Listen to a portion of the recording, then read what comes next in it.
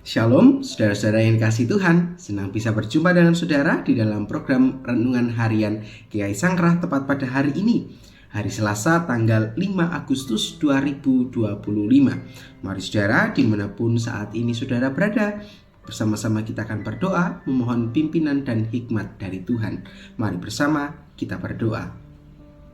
Allah yang penuh kasih, Allah yang terus hadir di dalam setiap kehidupan kami. Sungguh kami menyadari bahwa setiap kami ini tidak bisa hidup jauh daripada Engkau ya Tuhan. Untuk itu biarlah setiap kami saat ini boleh mendengarkan kembali sabda yang Tuhan katakan kepada kami, supaya sabda ini boleh menjadi penuntun bagi jiwa kami, supaya hidup kami menjadi seturut dengan kehendak Bapa. Berfirmanlah ya Tuhan, sebab setiap kami sudah siap untuk mendengarkannya. Di dalam nama-Mu Tuhan kami Yesus Kristus, kami berdoa dan mengucap syukur. Amin. Saudaraku yang dikasihi Tuhan, perkataan yang keluar dari mulut kita itu ibaratkan sebuah jendela hati. Dari apa yang seseorang ucapkan, baik itu ucapan ketika dalam kondisi yang baik-baik saja, maupun ketika orang itu dalam kondisi yang amarah. Perkataan yang keluar itu kita menjadi mengetahui apa yang sesungguhnya memenuhi hatinya. Maka kata-kata yang keluar dari perkataan kita itu menjadi sebuah cerminan kecil yang memantulkan isi batin manusia. Apakah hati itu kemudian dipenuhi oleh kasih, dipenuhi rasa syukur, damai, ataupun juga pengampunan? Atau perkataan itu yang dipenuhi dengan amarah itu muncul karena dipenuhinya luka, kemarahan, kepahitan yang belum selesai. Maka saudara-saudara yang kasih Tuhan, Rasul Paulus mengingatkan tentang hal ini. Bagaimana kepada jemaat di Kolose ia memberikan sebuah nasihat yang praktis dan mendalam terkait dengan bagaimana kita harus berujar atau berkata-kata.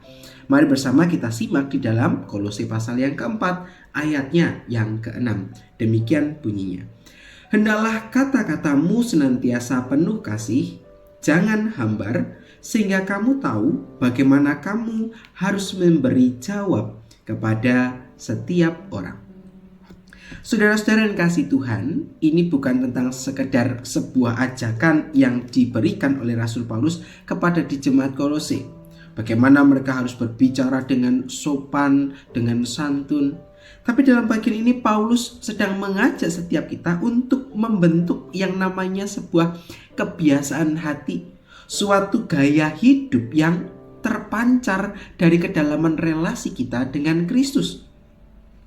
Kata senantiasa di dalam ayat yang ke-6 ini menunjukkan bahwa kasih itu bukan hanya hadir saat suasana hati sedang baik atau saat kita ada di gereja.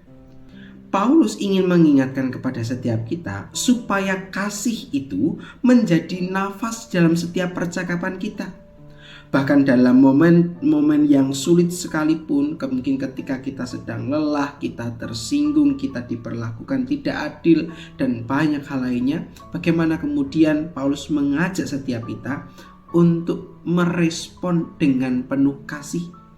Maka dalam bagian ini ia berkata, hendaklah kata-katamu senantiasa penuh kasih, sehingga engkau tahu bagaimana harus memberi jawab kepada setiap orang.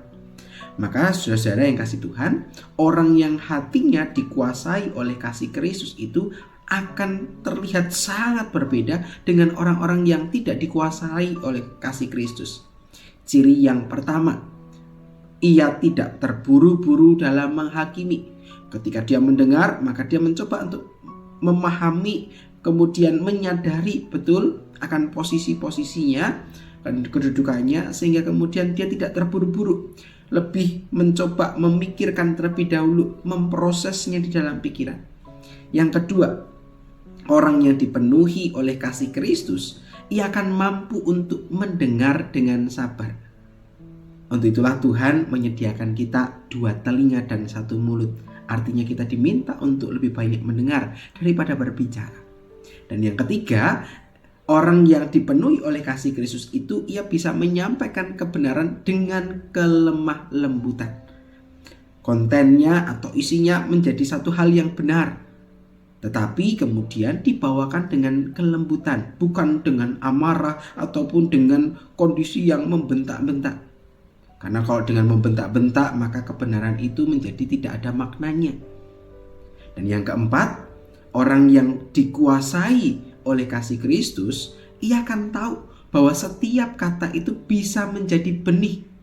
Entah benih itu tumbuh menjadi damai atau menjadi luka. Untuk itu saudara-saudara yang kasih Tuhan, apa yang diutarakan oleh Paulus menjadi sebuah pengingat bagi kita saat ini. Bagaimana setiap kita dipanggil Tuhan untuk menjadi saksi Kristus dimanapun kita berada. Kita menyadari bahwa kita tinggal di dalam dunia yang masih beragam. Namun bagaimana kemudian kita harus menunjukkan sebuah sikap yang berbeda dengan warga dunia lainnya.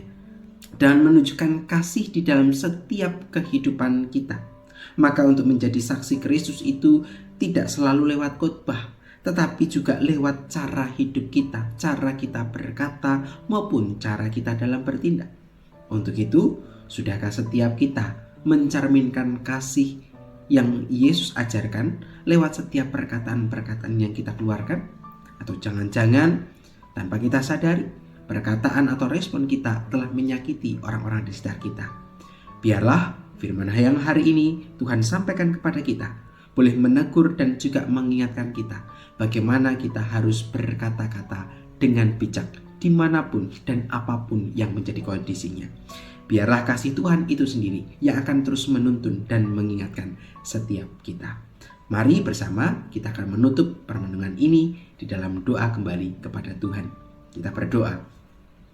Allah Bapa yang Maha Kasih, kami bersyukur ketika Tuhan mengingatkan kami bagaimana kami dipanggil untuk menjadi saksi Tuhan.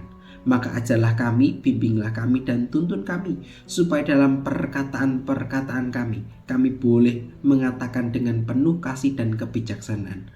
Maka penuhilah hati kami, kuasailah hati dan hidup kami supaya setiap kami boleh menjadi jalan berkat.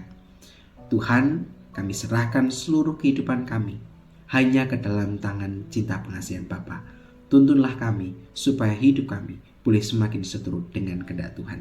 Di dalam nama-Mu Tuhan kami Yesus Kristus, kami berdoa dan mengucap syukur. Amin.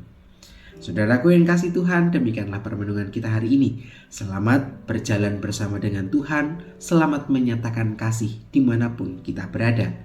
Kiranya kasih Tuhan terus menyertai kita semua. Tuhan Yesus memberkati. Sampai jumpa.